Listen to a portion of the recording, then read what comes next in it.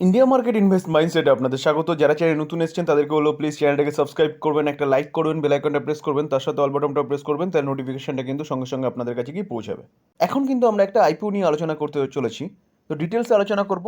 দেখুন, যে কোনো আইপিওতে ইনভেস্টমেন্ট করা মানে আমরা কিন্তু অ্যাট ফার্স্ট রাখবো লিস্টিং গেইন কী দিচ্ছে কোম্পানি।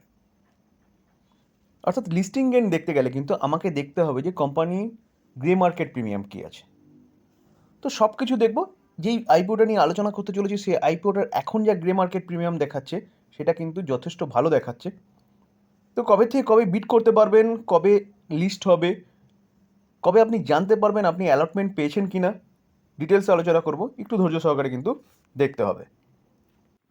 আমরা এখন মুক্কা প্রোটিন লিমিটেড এই কোম্পানির আইপিও নিয়ে আলোচনা করতে চলেছি। আমরা যদি দেখি তাহলে দেখা যাবে আইপিও ওপেন হচ্ছে কবে থেকে। আইপিও ওপেন হচ্ছে কিন্তু 29 তারিখ থেকে, অর্থাৎ আজকে হচ্ছে 27 তারিখ, কালকে 28, পরশু দিন থেকে আইপিও ওপেন হচ্ছে। 4 তারিখে কিন্তু আইপিও ক্লোজ হবে। তো মাঝখানে সম্ভবত স্যাটারডে সানডে আছে।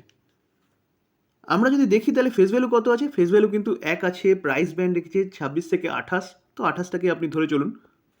লট সাইজ কত, 535। তারা কতটা ইস্যু তুলছে, 224 করোড় মতন কিন্তু তারা মার্কেট থেকে তুলতে চাইছে। টোটাল টাইপ কিন্তু ফ্রেশ ইস্যু, অর্থাৎ কোম্পানি তার টাকাটাকে নিয়ে কিন্তু তার বিজনেসে লাগাবে। কোথায় কোথায় লিস্টেড হতে চলেছে, বিএসসি এবং এনএসসিতে। কিউআইবি অফার আছে কত, 50%, এবং রিটেল ইনভেস্টার অর্থাৎ আমরা যারা, তাদের জন্য আছে 35%। তো বলা যেতে পারে কিন্তু রিটেল ইনভেস্টারদের ভালো অ্যালটমেন্ট করেছে। তো সেই জায়গায় দাঁড়িয়ে রিটেল ইনভেস্টারদের কিন্তু পাওয়ার সম্ভাবনা এখানে বেশি। এইচএনআই বা এনআইআই ক্যাটাগরিতে 15%, এটা সবসময় 15%ই থাকে। আইপিও ক্লোজ হচ্ছিল কত, 4ই মার্চ, এবং 5ই মার্চ আপনি জানতে পারবেন যে আইপিওটা আপনার লেগেছে কি না। যদি না লাগে তাহলে রিফান্ড পাবেন কত, 6ই মার্চ, এবং যার লাগবে তারা হচ্ছে তাদের ডিমেট অ্যাকাউন্টে পাবে কত, 6ই মার্চে কিন্তু ডিমেট অ্যাকাউন্টে তাদের ঢুকে যাবে, এবং লিস্টিং হচ্ছে 7ই মার্চ। অর্থাৎ যদি আপনার আইপিও লেগে যায় তাহলে 7ই মার্চ কিন্তু কোম্পানিটা লিস্ট হবে। দেখুন, রিটেল ক্যাটাগরিতে যারা রয়েছে তারা একটা লট কিনলে পরে 535টা হচ্ছে শেয়ার কিনতে হবে, এবং টাকা লাগবে কত, 14,980 টাকা। ম্যাক্সিমাম রিটেল ক্যাটাগরিতে ম্যাক্সিমাম 13টা লট, যেখানে কিন্তু 1,94,740 টাকা লাগবে। স্মল এইচএনআই ক্যাটাগরিতে 14 লট, যেখানে কিন্তু আপনার লাগবে কত, 2,09,720। এবং স্মল এইচএনআই ম্যাক্সিমাম কিনতে পারবে 66 লট, যেখানে লাগবে 9,88,680।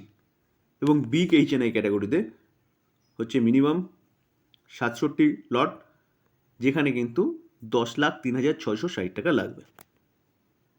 আমরা যদি কোম্পানিটার 2021 থেকে ফাইন্যান্সটা দেখি যে কোম্পানি কীরকম বিজনেস করছে, কোম্পানির কীরকম প্রফিট হচ্ছে, তো দেখা যাবে। দেখুন, কোম্পানি 2021-এ 609 করোড় মতন বিজনেস করেছে, 22-এ 776 করোড়, 23-এ 1,183 করোড়, কারেন্ট ইয়ারে দুটো কোয়ার্টারে কিন্তু কোম্পানি 612 করোড়।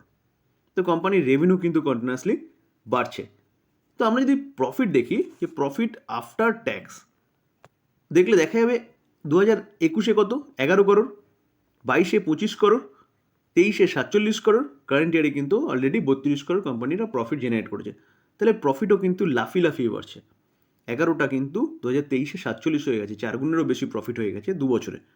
তো এবারও দেখাচ্ছে কিন্তু যথেষ্ট ভালো প্রফিট তারা জেনারেট করে ফেলেছে। দেখুন, আরওই রিটার্ন অন ইকুইটি দেখা যাবে 36.71 রয়েছে, এবং ROCE অর্থাৎ রিটার্ন অন ক্যাপিটাল এমপ্লয় দেখলেও দেখা যাবে 17.62। তো রিটার্ন অন ইকুইটিও যথেষ্ট ভালো রয়েছে, রিটার্ন অন ক্যাপিটাল এমপ্লয়ও মোটামুটি ঠিকঠাকই রয়েছে।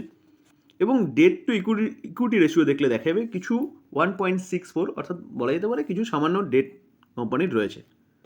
তো এই তো গেল কোম্পানির টোটাল ডিটেলসে আলোচনা। এবার চলুন, যেটার জন্য আমরা আইপিও নিয়ে আলোচনা করছি বা যেটার জন্য আমরা আইপিওতে বিট করার কথা ভাবি সবসময়, সেটা হচ্ছে গ্রে মার্কেট প্রিমিয়াম, সেটা হচ্ছে লিস্টিং গেন। চলুন, লিস্টিং গেন কীরকম শো করছে সেটা একটু দেখে নিই। দেখুন, লিস্টিং গেন দেখা যাবে টুডে লিস্টিং গেন কত, 17। কোম্পানিটার প্রাইস কত রেখেছিল, 28। তাহলে অ্যাপ্রক্সিমেট বলা যেতে পারে কিন্তু 70%-এর কাছাকাছি লিস্টিং গেন দেখাচ্ছে আজকে। তো আমরা যদি 26 তারিখে দেখি, 26 তারিখে কত ছিল? 15 ছিল। 25 তারিখে কত ছিল? 25 তারিখেও কিন্তু 15 ছিল।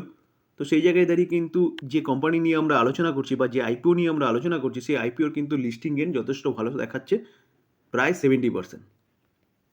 তো সেই জায়গায় দাঁড়িয়ে কিন্তু এই আইপিও নিয়ে চিন্তাভাবনা করা যায় জাস্ট লিস্টিং গেনের জন্য। তো এই ছিল আলোচনা। যদি আলোচনাটা ভালো লাগে, যারা চ্যানেল নতুন এসেছেন তাদেরকে বলবো প্লিজ চ্যানেলটাকে সাবস্ক্রাইব করবেন, একটা লাইক করবেন, বেল আইকনটা প্রেস করবেন। থ্যাংক ইউ, ভালো থাকবেন।